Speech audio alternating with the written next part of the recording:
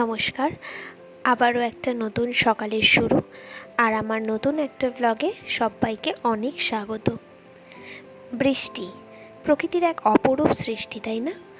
আর বৃষ্টির প্রত্যেকটা ফোঁটা যেন এক একটা গল্প। বৃষ্টিতে ভিজতে কার না ভালো লাগে বলো তো? আর বৃষ্টির দিন মানে সাথে এক কাপ চা আর সাথে পুরনো স্মৃতি। বৃষ্টি মানেই এক অন্যরকম ভালো লাগা, যেন প্রকৃতি নিজেই ভালোবাসার সুর তুলছে।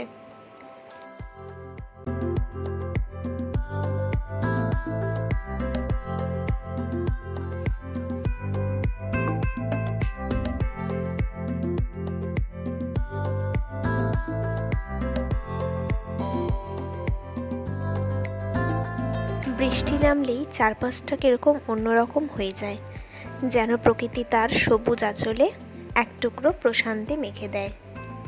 ঠিক সেরকমভাবে আজকে ভোর থেকে প্রচণ্ড পরিমাণে বৃষ্টি হচ্ছে।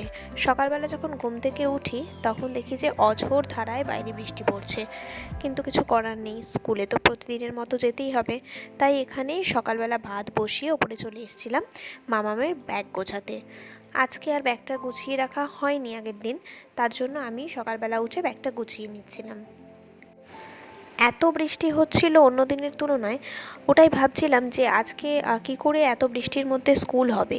আর এই যে আগের দিনে যে কাপড়গুলো মাসি রেলিংয়ে দিয়েছিল ওগুলো হালকা ভেজা আছে, তো ওগুলো ভাবলাম এখনই মেলে দিই, সারাদিনে ফ্যানের হাওয়াতে ওগুলো শুকিয়ে যাবে। আর এইদিকে বৃষ্টির তাণ্ডব দেখো।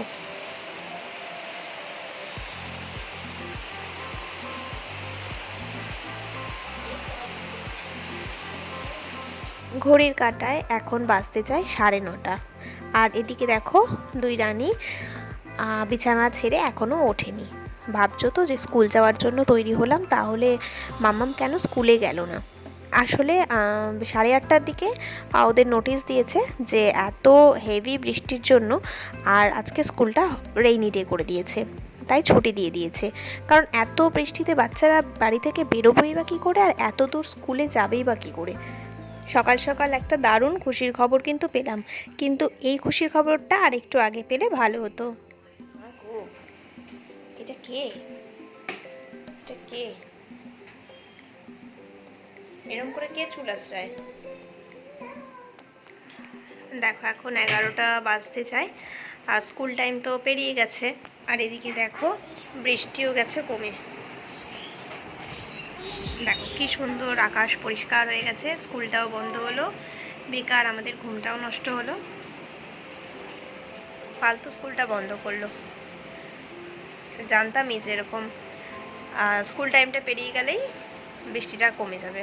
এই যে এখন বাড়িতে দুজনের খেলা হচ্ছে, স্কুল ছুটি, এখন বেজায় আনন্দে খেলছে। ওরা ওদিকে খেলছিল আর আমি রান্না করার জন্য চলে এসেছি।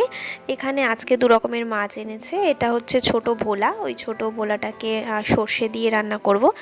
আর আরেকটা এনেছে বাম মাছ। এই বাম মাছটা আমি আগে কোনো দিন খাইনি, রায়গঞ্জে এখানে আসার পর আমি খাওয়া ধরেছি। এই বাম মাছটা ওই পেঁয়াজ রসুন আদা এগুলো দিয়ে একটু মাংসর মতো করে মাখা মাখা করলে তাহলে খেতে ভালো লাগে। আজকে এত সুন্দর বৃষ্টির দিনে কি আর এসব খেতে মন চায় বলো? খিচুড়িটাই প্রেফার করছিলাম, কিন্তু এখানে কেউ খিচুড়ি লাভার নেই, যার কারণে আমার আর খিচুড়ি খাওয়া সেরমভাবে হয় না বললেই চলে।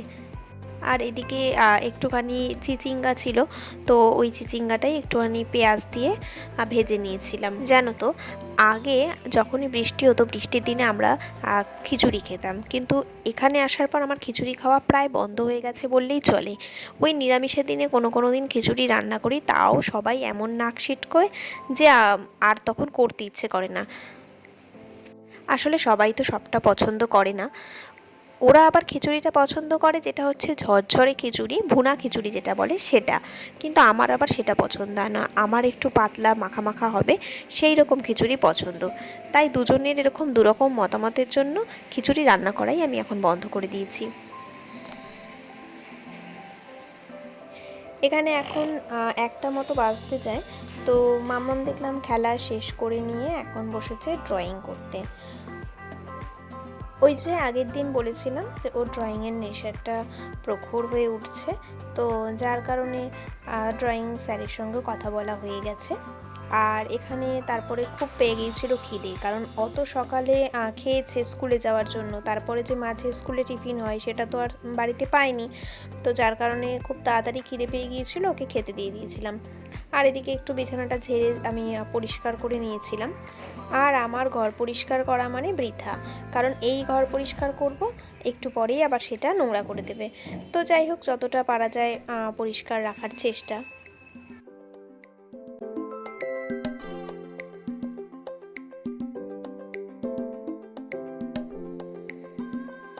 দুই রানীর খাওয়া হয়ে গিয়েছিল, তারপর আমি খাবার নিয়ে চলে এসেছিলাম, কারণ আমার প্রচণ্ড খিদে পেয়েছিল।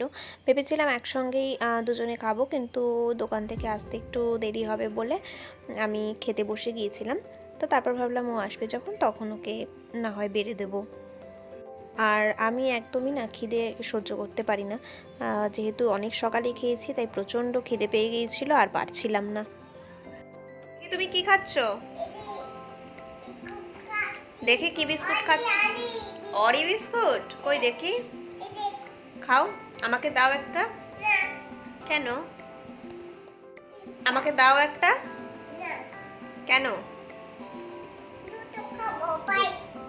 আর এইদিকে আমাদের মা মেয়েদের অবস্থা দেখো, দুপুরের লাঞ্চ শেষ করে তারপরে আমরা বসে গেছি অরিও বিস্কুট খেতে। ছোট রানী তো মোটামুটি খাওয়া কমপ্লিট হয়েই গেছে, তারপর ওরা খাচ্ছিল, তা আমিও ভাবলাম যে ওদের সঙ্গে একটা খাই। ঘড়ির কাঁটায় 5টা বাজতে যায়।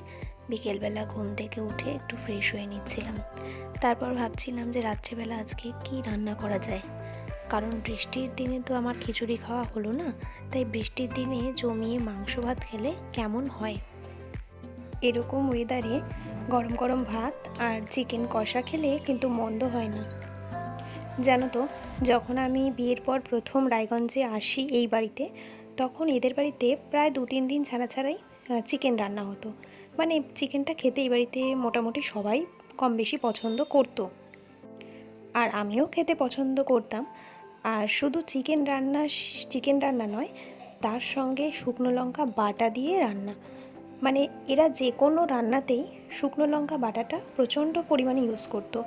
আমার প্রথম দিকে অসুবিধে হলেও তারপরে আস্তে আস্তে সব সয়ে গিয়েছিল, কিন্তু এখন আর ওই শুকনো লঙ্কা বাটাটা প্রায় ইউজ না করি বললেই চলে।